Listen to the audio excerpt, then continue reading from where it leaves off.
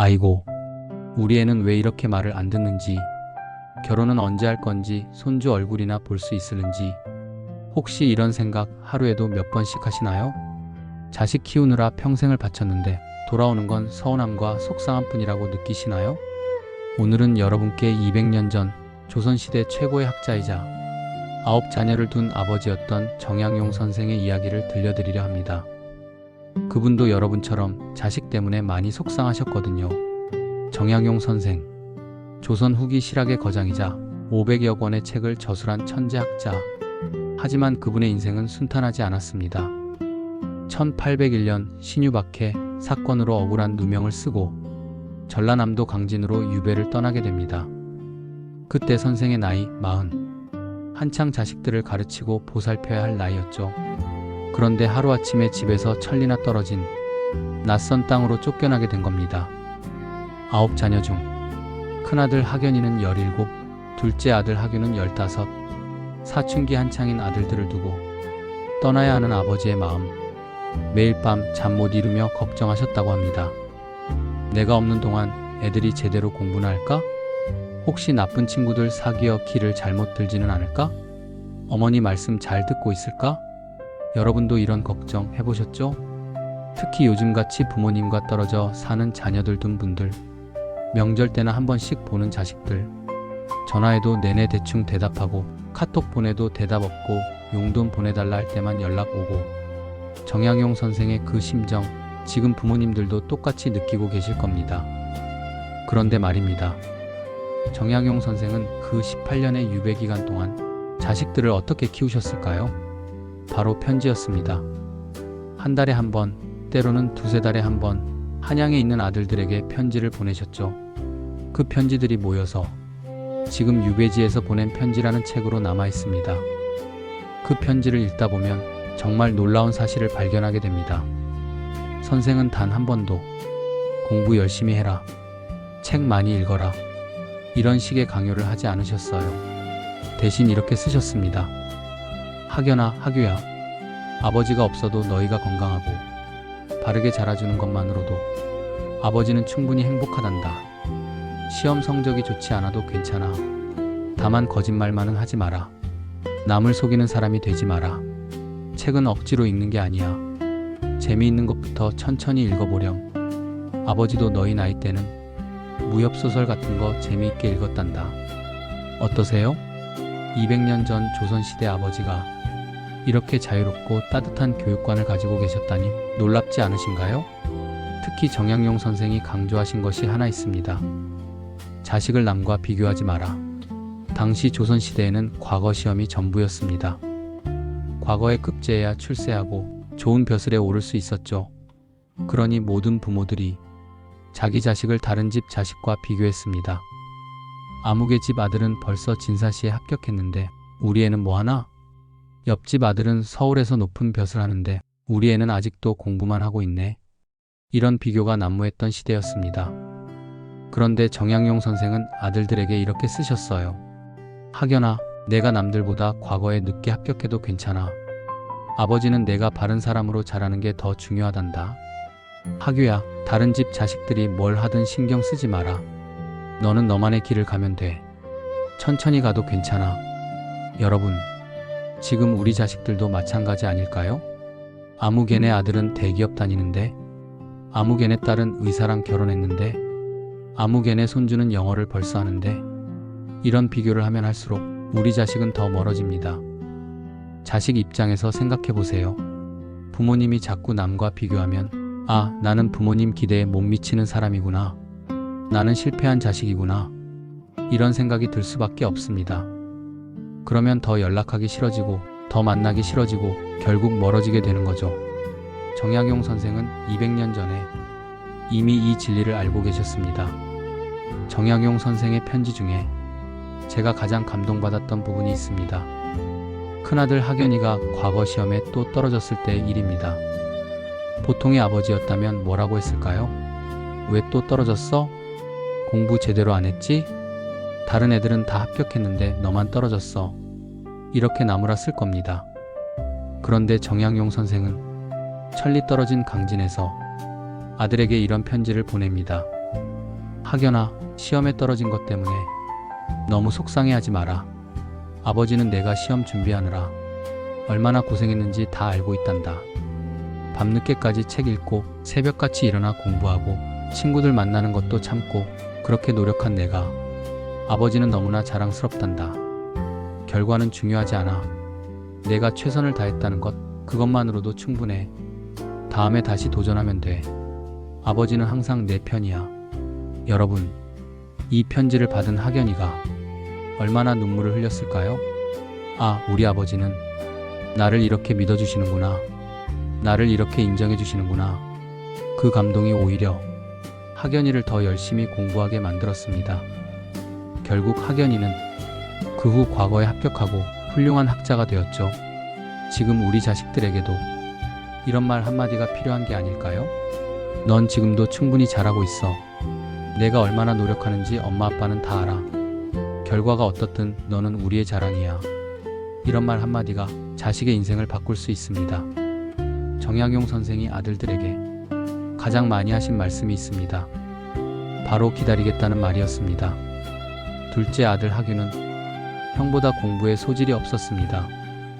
책보다는 그림 그리기를 좋아하고 시험보다는 친구들과 노는 걸 좋아했죠. 보통의 부모였다면 어땠을까요? 형은 공부 잘하는데 넌 왜 이러니? 그림 그릴 시간에 책이나 읽어라. 친구들하고 놀지 말고 공부해. 이렇게 다그쳤을 겁니다. 하지만 정약용 선생은 달랐습니다. 학유야, 내가 그림을 좋아한다니. 아버지는 참 기쁘구나. 그림도 훌륭한 학문이란다. 내가 좋아하는 것을 하면서 행복하게 살기를 바란다. 다만 한 가지만 약속하자.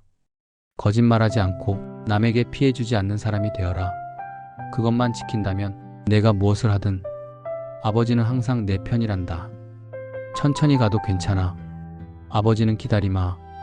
이 편지를 받은 학유는 결국 조선시대 최고의 화가 중 한 명이 되었습니다. 여러분, 지금 우리 자식들도 마찬가지입니다. 취업 안 되는 자식, 결혼 안 하는 자식, 사업 실패한 자식, 이혼한 자식, 부모 입장에서는 속상하고 답답하죠. 하지만 그 자식도 나름대로 이유가 있고 나름대로 고민이 있습니다. 지금 당장은 안 보여도 언젠가는 자기 길을 찾게 됩니다. 그때까지 기다려주는 것, 그게 부모의 역할이 아닐까요? 정약용 선생은 18년을 기다리셨습니다. 유배에서 풀려날 때까지 아들들이 성장하는 것을 묵묵히 지켜보고 기다리셨죠. 그 기다림이 있었기에 아들들은 훌륭하게 성장할 수 있었습니다. 정약용 선생의 편지를 읽다 보면 또 하나 놀라운 점을 발견하게 됩니다. 선생은 아들들에게 일방적으로 훈계만 하신 게 아니라 자신의 이야기도 솔직하게 나누셨다는 겁니다. 학연아, 학유야, 아버지도 너희 나이 때는 실수를 참 많이 했단다. 할아버지 말씀 안 듣고 친구들하고 놀러 다니기도 하고 공부는 안 하고 몰래 소설책 읽기도 하고 그러다가 할아버지한테 혼나기도 많이 났지. 그래도 할아버지는 아버지를 포기하지 않으셨어. 항상 믿어주시고 기다려주셨단다. 그래서 아버지도 조금씩 철이 들고 공부의 재미를 알게 됐지. 너희도 지금은 힘들고 방황할 수 있어. 그건 당연한 거야. 아버지도 다 그랬으니까. 이렇게 자신의 과거 이야기를 솔직하게 나누셨습니다. 여러분은 자식들에게 이런 얘기 해보신 적 있으신가요? 엄마 아빠도 너희 나이 때는 이런 이야기를 나누면 자식들은 부모를 다르게 보기 시작합니다. 아, 우리 부모님도 완벽한 사람이 아니었구나. 우리 부모님도 나처럼 힘들고 방황했구나. 이런 공감대가 형성되면 자식과 부모 사이의 벽이 허물어집니다. 부모는 완벽해야 한다는 강박관념을 버리세요. 자식 앞에서 가끔은 약한 모습도 보이고 실수했던 이야기도 나누고 고민도 함께 상담하세요. 그게 진짜 소통입니다. 정약용 선생은 아들들에게 이렇게 쓰셨습니다. 너희는 아버지의 자식이지만 동시에 아버지의 친구이기도 하단다. 아버지한테 무슨 고민이든 편하게 얘기해다오. 아버지도 너희에게 솔직하게 말하마. 이런 관계, 이게 진짜 부모-자식 관계 아닐까요? 정약용 선생의 편지 중에서 제가 개인적으로 가장 좋아하는 부분이 있습니다. 유배 10년째 되던 해 큰아들 학연이가 아버지께 이런 편지를 보냅니다. 아버지, 저는 아버지를 실망시킨 것 같아 너무 괴롭습니다. 과거 시험에도 계속 떨어지고 공부도 제대로 안 되고 친구들은 다 출세하는데 저만 제자리인 것 같습니다. 아버지가 계셨다면 제가 이렇게 못난 자식이 되지는 않았을 텐데. 이 편지를 받은 정양용 선생, 아들의 좌절과 자책이 얼마나 마음 아프셨을까요?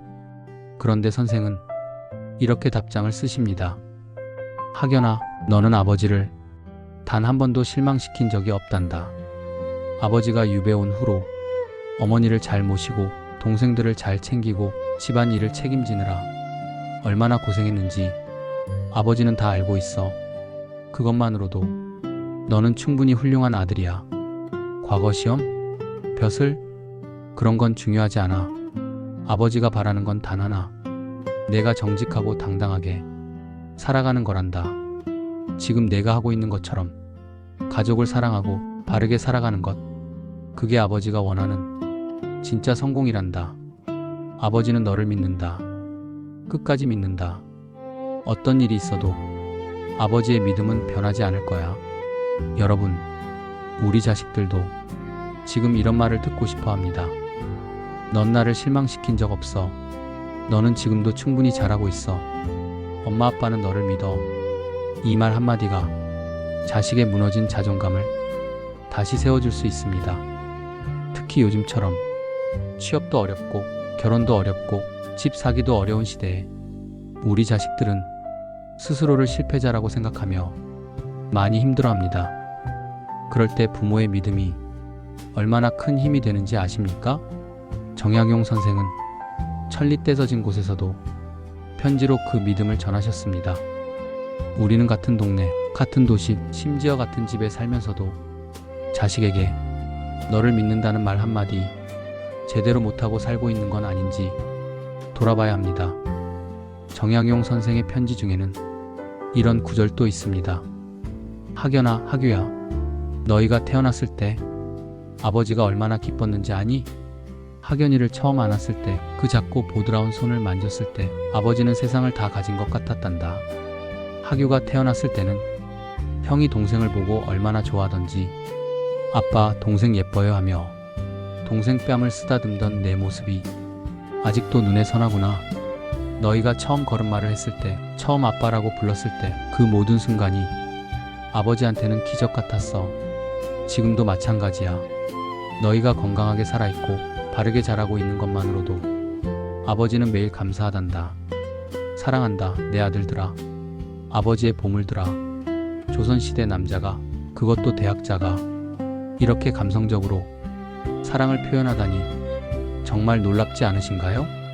여러분은 자식들에게 마지막으로 언제 사랑한다 말해보셨나요?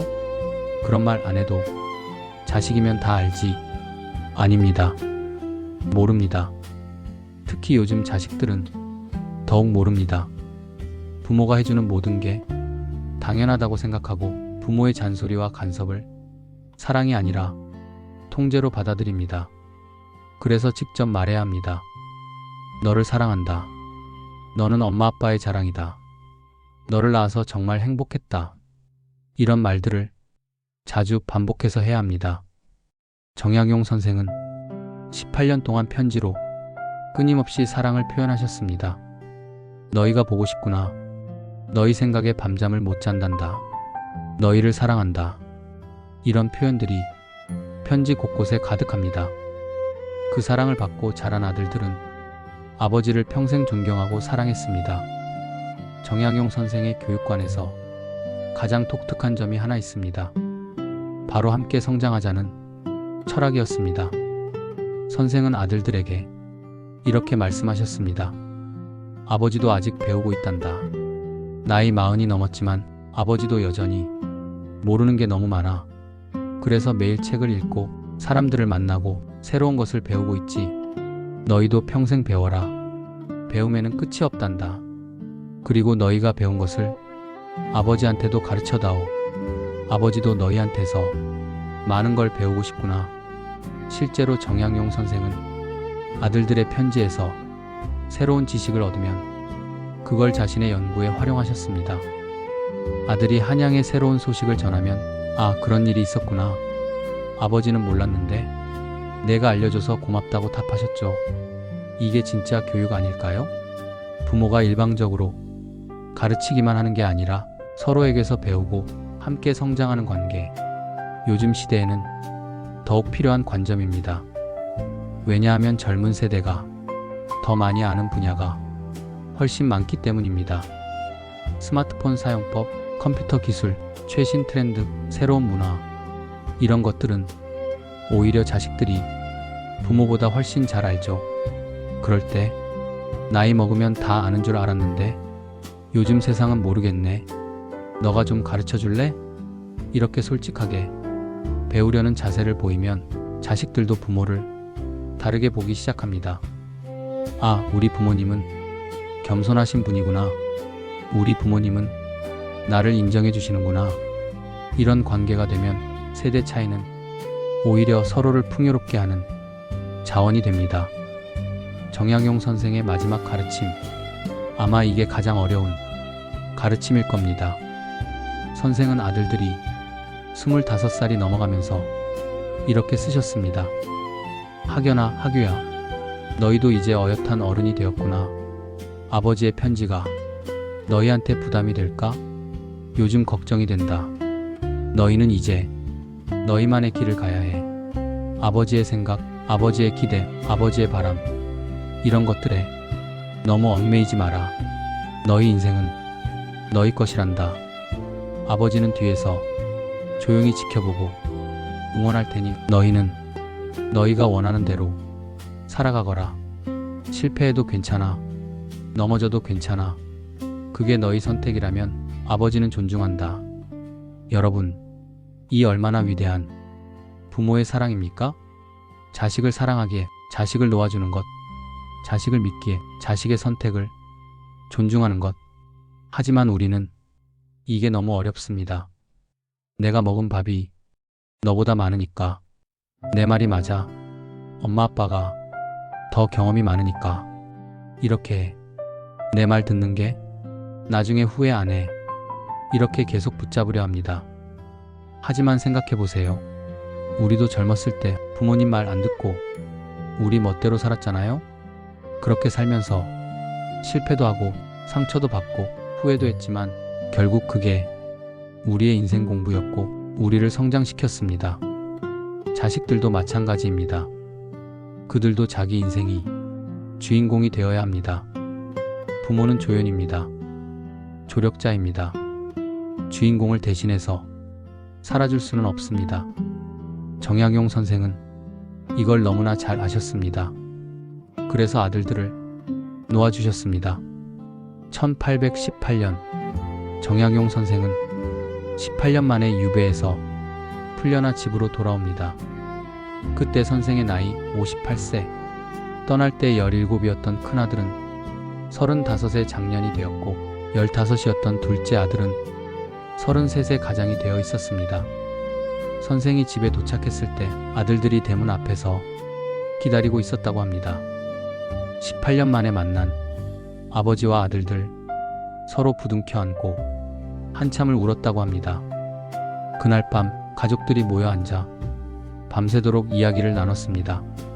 선생은 아들들의 모습을 보며 이렇게 말씀하셨다고 합니다. 너희가 이렇게 훌륭하게 자라줘서 아버지는 정말 행복하구나. 아버지가 없는 18년 동안 어머니를 잘 모시고 동생들을 잘 돌보고 가문을 잘 지켜줘서 고맙다. 과거에 급제하지 못했어도 괜찮아. 높은 벼슬에 오르지 못했어도 괜찮아. 너희가 정직하게 살고 가족을 사랑하고 이웃을 돕고 그렇게 바르게 살아온 것만으로도 너희는 충분히 성공한 거란다. 아버지는 너희가 정말 자랑스럽다. 그 말을 듣고 큰아들 학연이가 말합니다. 아버지, 저희가 여기까지 온 건 모두 아버지의 편지 덕분입니다. 힘들 때마다 아버지의 편지를 읽으며 용기를 얻었습니다.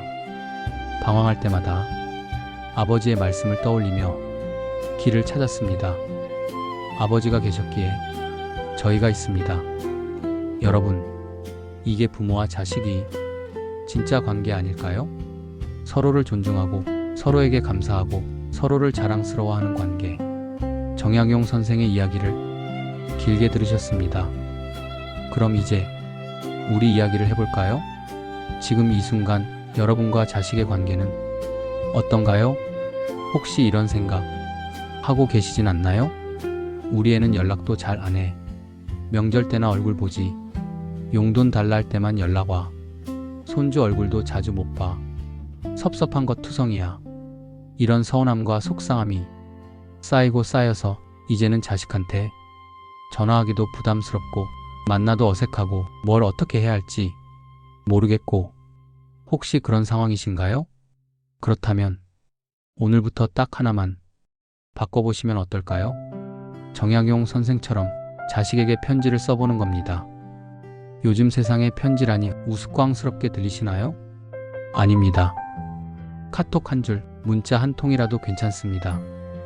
하지만 내용이 중요합니다. 언제 집에 올 거니? 요즘 뭐 하니? 돈 필요한 거 없니? 이런 질문 말고요. 정약용 선생처럼 이렇게 써보세요. 아들딸아, 요즘 날씨가 추워졌는데 감기 조심해라. 엄마 아빠는 내가 건강하게 지내는 게 제일 중요하단다. 무리하지 말고 내 몸 잘 챙기면서 살아라. 힘든 일 있으면 언제든 엄마 아빠한테 전화해도 돼. 너는 우리의 자랑이야. 사랑한다. 이렇게 짧은 문자 하나가 자식의 마음을 녹일 수 있습니다. 좀 더 구체적으로 말씀드릴게요. 오늘부터 당장 실천할 수 있는 것들입니다. 첫째, 비교하지 마세요. 아무 걔네 아들은, 아무 걔네 딸은, 이런 말이 입 밖에 나오려고 하면 꾹 참으세요. 대신 이렇게 말해보세요. 너는 너대로 잘하고 있어. 너만의 속도로 가면 돼. 둘째, 인정해주세요. 자식이 뭘 해도 작은 것이라도 인정하고 칭찬하세요. 밥 잘 먹었구나. 오늘 기분 좋아 보이네.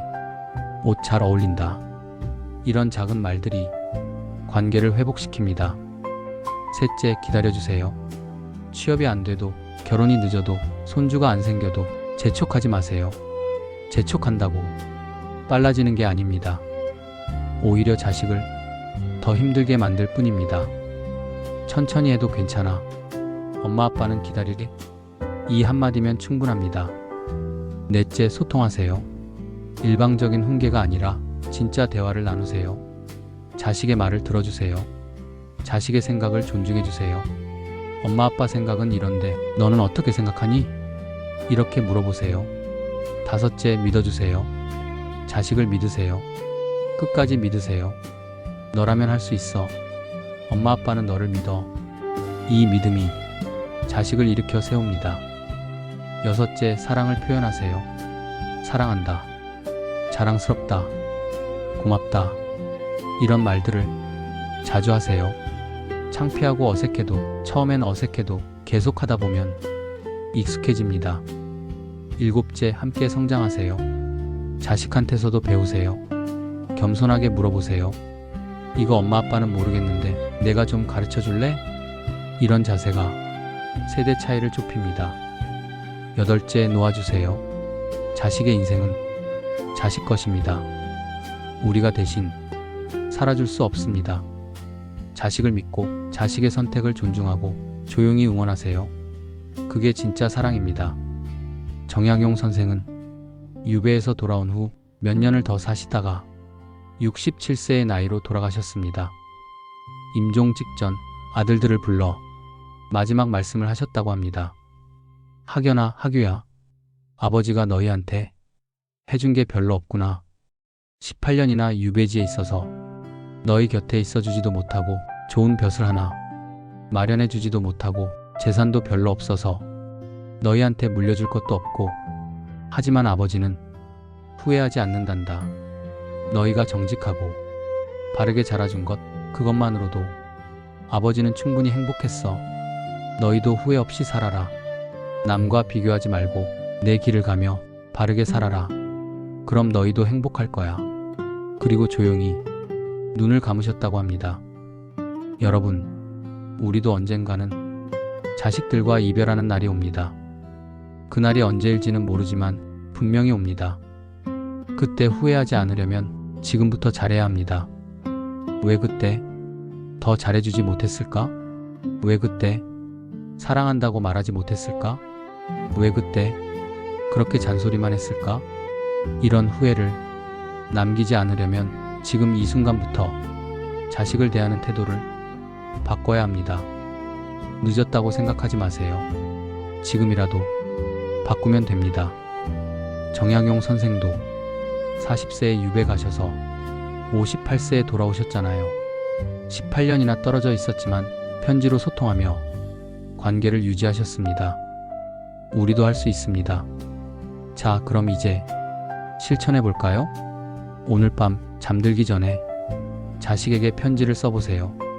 카톡이든 문자든 손편지든 형식은 상관없습니다. 내용은 이렇게 시작해 보세요. 아들딸아, 엄마 아빠가 오늘 유튜브를 보다가 정약용 선생 이야기를 들었단다. 200년 전 조선시대 아버지가 유배지에서 아들들한테 편지를 쓰는 이야기였어.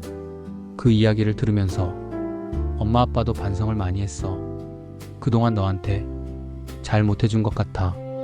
너를 자꾸 남들과 비교하고 너의 선택을 존중하지 못하고 너한테 상처되는 말을 많이 했던 것 같아. 미안하다. 하지만 알아줬으면 좋겠어.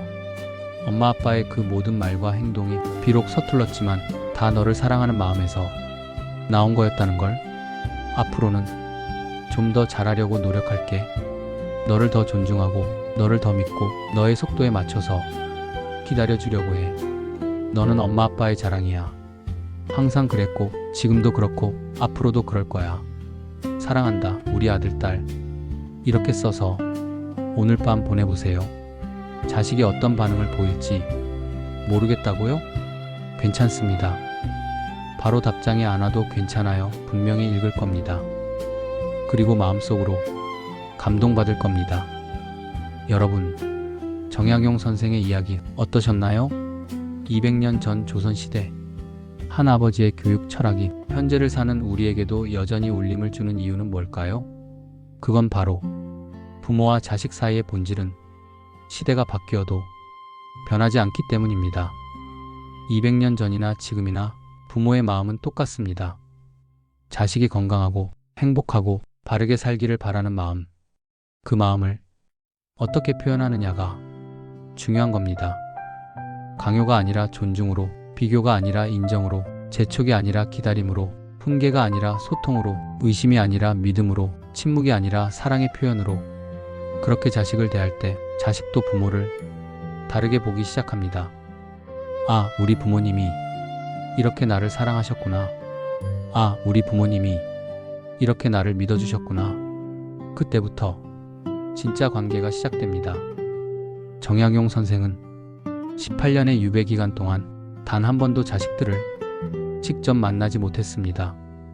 하지만 편지로 꾸준히 진심으로 소통하셨기에 오히려 자식들과 더 깊은 관계를 맺으실 수 있었습니다.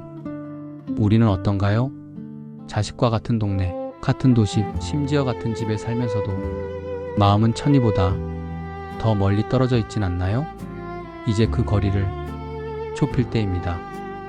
오늘 밤부터, 아니 지금 당장 자식에게 카톡 한 줄을 보내세요. 사랑한다. 딱 이 세 글자만이라도 보내보세요. 그게 변화의 시작입니다. 정약용 선생은 말씀하셨습니다. 자식은 부모의 소유물이 아니다. 하늘이 맡긴 귀한 생명이다. 우리는 그 생명을 잠시 돌보다가 세상으로 내보내는 것뿐이다. 그러니 소유하려 하지 말고, 통제하려 하지 말고, 사랑으로 보살피고, 믿음으로 지켜보고, 기도하는 마음으로 응원하라. 그것이 부모의 도리다. 여러분, 우리 모두 정약용 선생처럼 현명한 부모가 되어봅시다. 자식을 있는 그대로 인정하고, 자식의 속도를 존중하고, 자식을 끝까지 믿어주는 부모. 그런 부모가 되면 자식도 변합니다. 아니, 자식이 변하는 게 아니라 우리 눈에 자식이 다르게 보이기 시작합니다. 아, 우리 애가 이렇게 괜찮은 아이였구나. 아, 우리 애가 이렇게 잘하고 있었구나. 그때부터 진짜 행복이 시작됩니다. 오늘 이 영상이 여러분과 자식 사이에 작은 변화의 계기가 되기를 바랍니다. 여러분 모두 자식과 행복한 관계 만드시길 응원합니다. 오늘 이야기가 좋았다면 구독과 좋아요, 알림 설정을 잊지 마세요. 감사합니다.